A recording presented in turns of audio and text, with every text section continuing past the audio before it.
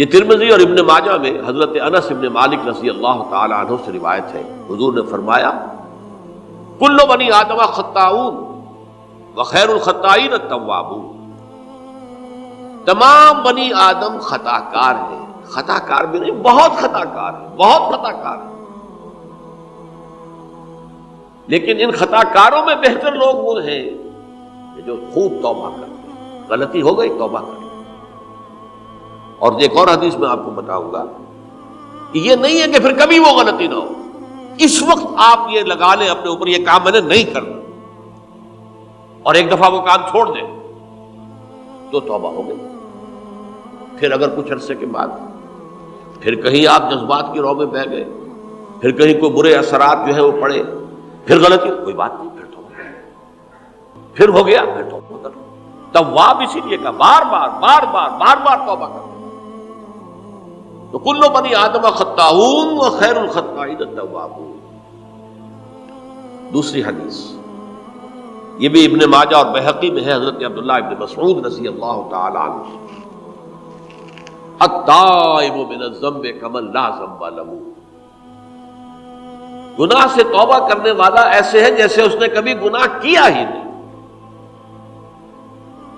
دھل جاتی ہے، تختی دھل گئی، بچے نے تختی لکھی تھی اس کو دھو دیا، ختم ہو گئی۔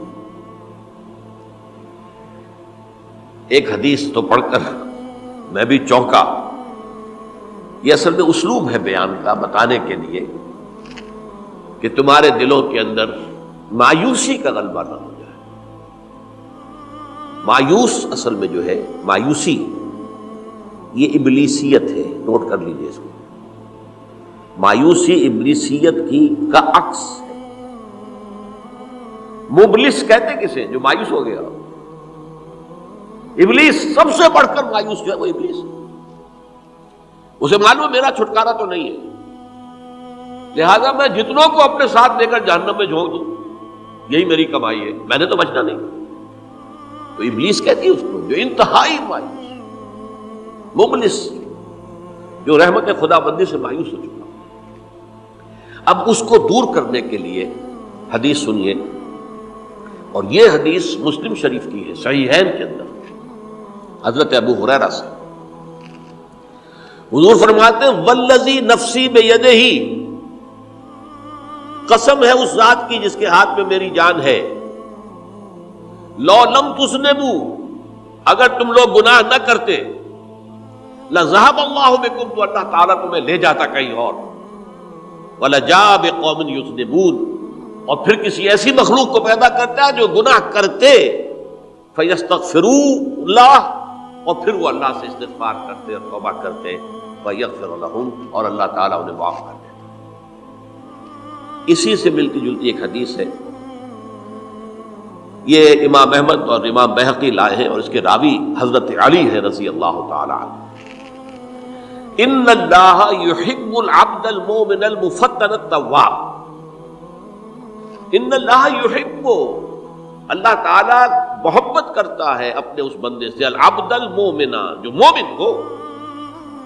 اس کی ایک اور بڑی پیاری حدیث آئے گی، المفتن التواب، جو بہت فتنوں میں مبتلا ہو جاتا ہو اور پھر بہت توبہ کرتا ہو، مفتن التواب، لیکن ساتھ ہی پلٹتا ہو، رجوع کرتا ہو، پھر اللہ کے حضور میں حاضر ہوتا ہو، پھر معافی مانگتا ہو۔ اللہ تعالیٰ کو اپنا ایسا بندہ بہت پسند ہے۔ اب میں کچھ اور حدیثیں آپ کو سنا رہا ہوں۔ توبہ کا دروازہ دو اعتبارات سے کہا گیا ہے کہ ایک وقت آنے پر بند ہو جاتا ہے۔ ایک حدیث کے تو الفاظ میں نوٹ کر کے نہیں لایا ہوں کہ اللہ تعالیٰ نے توبہ کا ایک دروازہ اتنا چوڑا کھلا رکھا ہوا ہے کہ جس کو عبور کرنا جو ہے وہ سال ہا سال میں ممکن ہو، اور یہ بند نہیں ہوتا جب تک کہ سورج مغرب سے طلوع نہ ہو جائے۔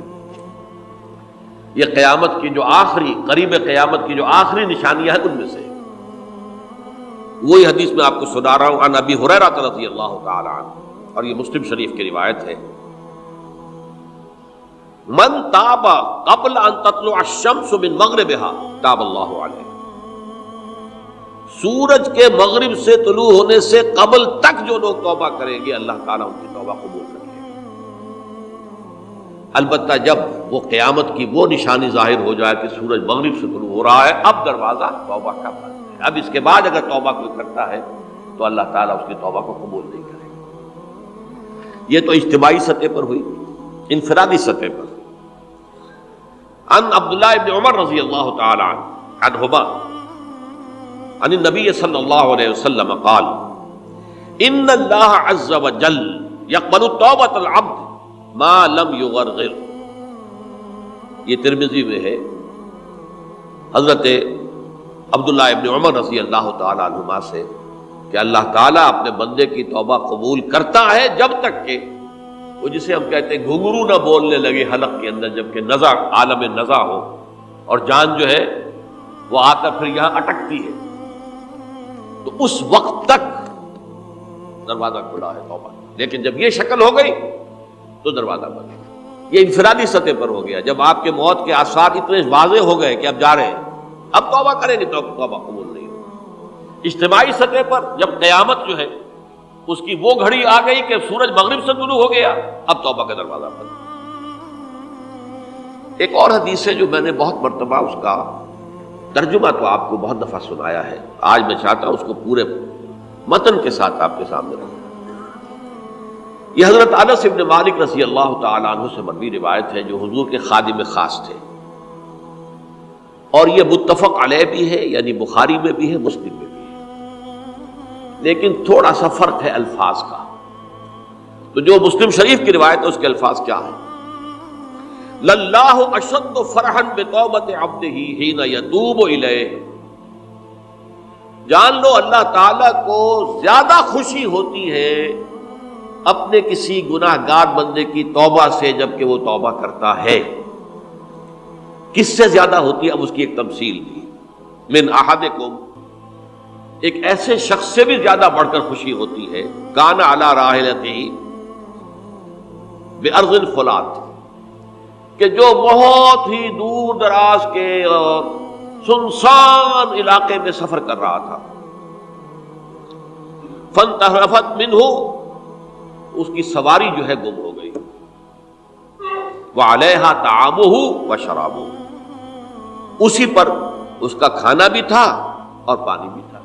اونٹنی پر سفر کر رہا تھا، اسی پر ہوتا ہے راحلہ جو ہے راستے کا سامان. اچانک کہیں بیٹھا ہے تھوڑی دیر کے لیے سستانے کے لیے، کہیں اونگ آ گئی اور اونٹنی صاحبہ غائب ہو گئی. اب آنکھ کھلی اور اس نے دیکھا. فَأَيَّسَ مِنْهَا، تلاش کر کر کے مایوس ہو گیا، کہیں اونٹنی کا سراغ نہیں. اب ظاہر بات ہے کسی صحرا میں یہ کیفیت، اس کا مطلب کیا ہے؟ یقینی موت. فَأَتَى شَجَرَةً فَاسْتَجَعَ فِي ظِلِّهَا وَقَدْ أَيَسَ مِنْ رَاحِلَتِهِ. تو وہ ایک درخت کے نیچے اس کے سائے میں آ کے لیٹ گیا، گویا کہ موت کی امید. فَبَيْنَهُمَا وَهُوَ كَذَلِكَ إِذْ هُوَ بِهَا قَائِمَةٌ عِندَهُ. اس کی کہیں دوبارہ آنکھ لگی ہے، جو کھولا تو دیکھتا ہے اونٹنی تو موجود ہے، کھڑی ہے. تو وہ فوراً اس کی وہ جو رسی ہے وہ پکڑتا ہے. فَأَخَذَ بِخِتَامِهَا ثُمَّ قَالَ مِنْ شِدَّةِ الْفَرْقِ. اب جو اسے مسرت ہوئی اس کا آپ اندازہ کر سکتے ہیں. ایک یقینی موت کا معاملہ آ چکا تھا اور اچانک اللہ تعالیٰ نے وہ کھوئی ہوئی اونٹنی جو ہے وہ واپس دلا دی. تو وہ کہنا تو یہ چاہتا تھا اللہ تو میرا رب ہے، میں تیرا بندہ ہوں، لیکن جسے ہم کہتے ہیں کہ خوشی کی انتہا فرط مسرت میں ایسی زبان لڑکھڑائی، اس نے کہا اللہم انت عبدی وانا ربک. اے اللہ تو میرا بندہ ہے، میں تیرا رب ہوں. یہ کہنا ہے. تو یہ کیا ہے؟ فرط مسرت جسے آپ کہتے ہیں، خوشی کی انتہا، کہ جس میں انسان جو ہے اتنی بڑی خطا کر بیٹھتا ہے. اللہ کو اپنے کسی گناہ گار بندے کی توبہ سے اس سے بھی زیادہ خوشی